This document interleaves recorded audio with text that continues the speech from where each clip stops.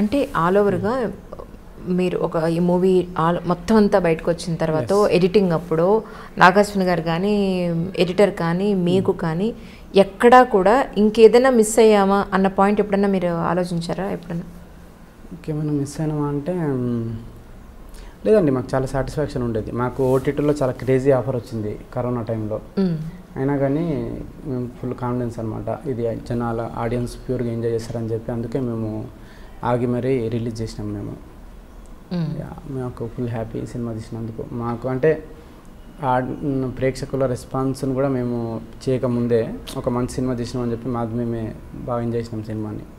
టోటల్గా మీరు చూసినట్టయితే ఆల్ ఓవర్గా సో కామెడీ అనేది that's really good actually.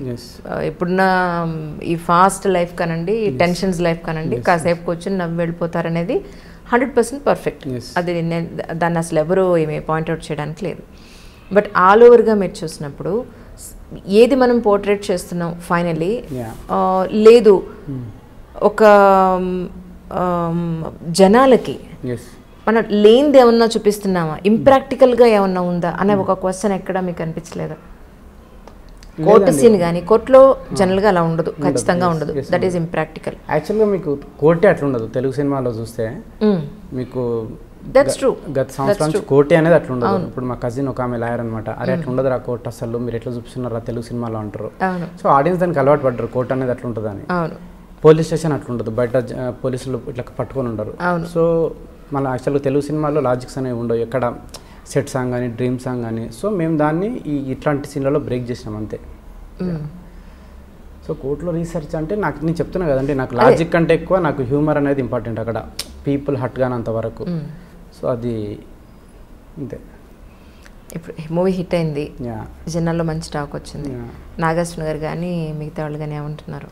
Full happy అండి, అందరూ చాలా హ్యాపీ. అంటే అనుకున్న దానికి అంత రిజల్ట్ వచ్చింది కాబట్టి ఈవెన్ జనాల్లో కూడా అంటే మేము అనుకున్న పర్పస్ సర్వ్ అయిందనమాట. చాలా మెసేజ్లు అంటే కరోనాతో ఇంత సఫర్ అయిన తర్వాత చాలా రోజుల తర్వాత ఒక 2.5 hours మేము అవుట్ అండ్ అవుట్గా నవ్వినాము అని చెప్పి అట్లాంటి మెసేజ్ రావడంతో చాలా హ్యాపీ అనమాట. అంటే మేము సినిమా స్టార్ట్ చేసిన పర్పస్ మాకు సర్వ్ అయింది కాబట్టి.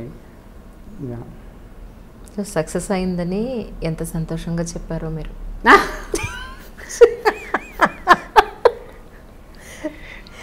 మరి ఇంత ఇంట్రోవర్ట్ అండి మీరు, ఎంత సీరియస్ చెప్పారంటే ఎలా చెప్పారు తెలుసా మీరు? నేను చెప్పను, సినిమా చాలా సక్సెస్ అయిందండి, అందరూ చాలా హ్యాపీ అండి. ఓకే, లోపల లోపల సంతోషపడుతున్నారు మీరు. సంతోషం అనేది ఉందండి, అది డిఫాల్ట్, అది సినిమాతో సంబంధం లేదు, అది మీ హాబీస్ ఏంటి, మీరు ఏం చేస్తూ ఉంటారు ఆల్ ద డే? యాక్చువల్లీ నా గురించి మీ గురించి తెలుసుకోవాలంది నాకు, ఎందుకంటే you or something different than others. నాకు బుక్స్ బాగా ఇంట్రెస్ట్ అని చదవడము, బుక్స్ బాగా చదవడం ఇంట్రెస్ట్.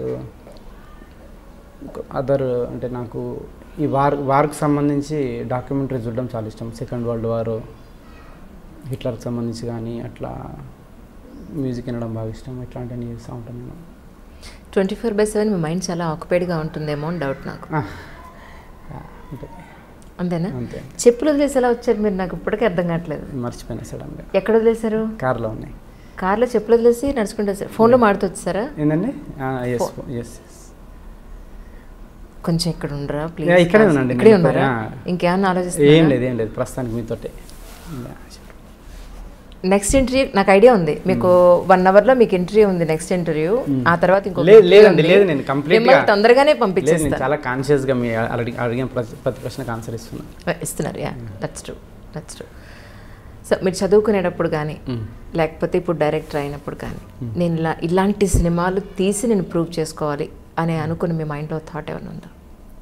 నాకు యాక్చువల్గా అంటే ఫిల్మ్ మేకర్కి ఒక గొప్ప అవకాశం ఉంటుందండి. ఇప్పుడు ఒక 2.5 గంటలు ఆడియన్స్ని థియేటర్లో కూర్చోబెట్టి ఒక విషయం చెప్పడం అనేది. సో నాకు ఒక మిడిల్ క్లాస్ వాళ్ళకు లోపటున్న ఇన్హిబిషన్స్ కానీ వాళ్ళు పడే కష్టాలు కానీ అవి వాళ్ళకి ధైర్యం ఇచ్చే సినిమా తీయాలని ఉంటుంది.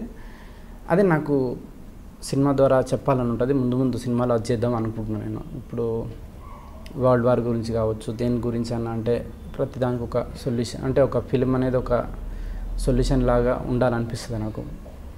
సో అట్లాంటిది చేయాలని చూస్తున్నాం. మేబీ దానికి చాలా నాలెడ్జ్ కావాలి, చాలా స్క్రిప్ట్ రైటింగ్ కావాలి. చూడాలి ఫ్యూచర్లో నా నుంచి అట్లాంటివి వస్తాయేమో.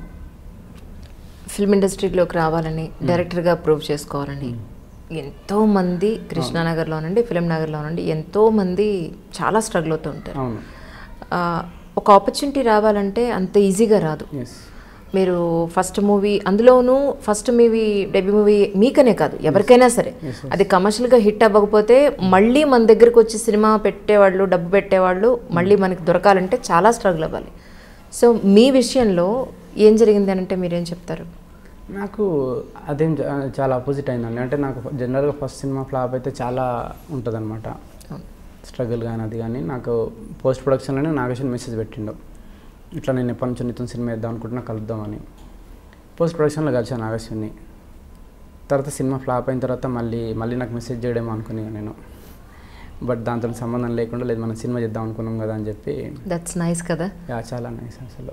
ఎందుకంటే ఈ రోజుల్లో మన సక్సెస్లో ఉంటేనే అవును మనం కనపడతాం అందరికీ, లేకపోతే ఈవెన్ స్వప్న కానీ ప్రియాంక కానీ అసలు ఎక్కడ కూడా ఒక ఫ్లాప్ డైరెక్టర్గా కానీ అసలు ఏం లేదనమాట. కథ నచ్చింది, మనం సినిమా వేద్దాం అనుకుంటున్నామని. అంటే చాలా ఒక జాయ్ఫుల్ అట్మాస్ఫియర్లో జరిగింది షూటింగ్. ఎక్కడ కూడా షూటింగ్ డేస్ పెరిగినా, బడ్జెట్ పెరిగినా కానీ వాళ్ళ ఎక్కడ కూడా అసలు వాళ్ళ లోపల ఇరిటేషన్ కానీ అదేం ఉండకపోయేది అనమాట. చాలా అందుకే మీకు ఆ ఎనర్జీ అనేది సినిమాలో వచ్చింది, మీకు అంత జాయ్ అనేది. ఆయన చెప్పినట్టు నవీన్ పోల్శెట్టి గారు ఏమన్నారంటే, మేము ముగ్గురు జాతిరత్నాలు వేరంటే అసలు మా డైరెక్టర్ సూపర్ జాతిరత్నం, మామూలు రత్నం కాదు అని. ఓకే. సో ఎందుకన్నారు అనేది ఇప్పుడు నాకు అర్థమవుతుంది. ఇంత రిజర్వ్ ఉన్నారంటండి బాబు, అడిగిన దానికి ఇంత ముక్క చెప్తున్నారు.